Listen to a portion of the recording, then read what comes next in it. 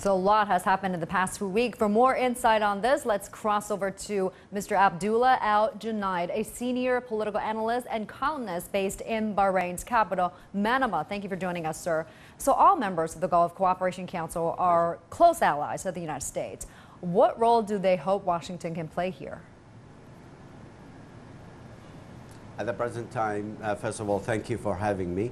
Definitely what we are looking forward is for the United States, in a way, to stay out of this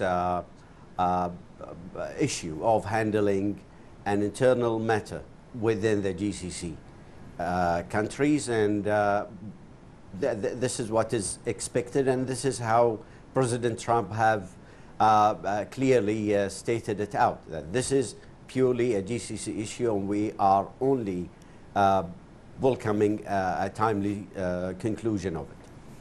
Now, the UAE State Minister for Foreign Affairs said that if Qatar does not take the list seriously, the result would be a divorce. What's your take on this? And if Qatar fails to meet the demands, what's likely to happen next?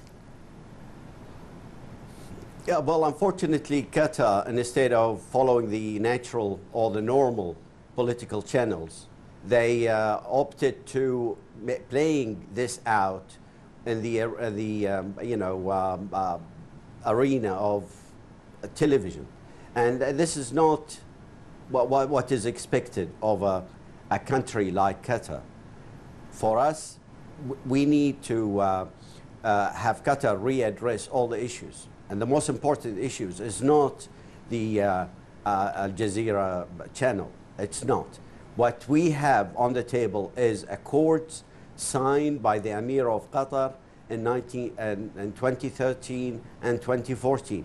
For them to negate on those obligations is not unacceptable. We had offered Qatar more than close to 3 years for them to act as a responsible, accountable state, and unfortunately they didn't. Now it is shove time, and they have to either meet what they have promised to meet in terms of obligation, or otherwise, as Minister Gargash has outlined, divorce.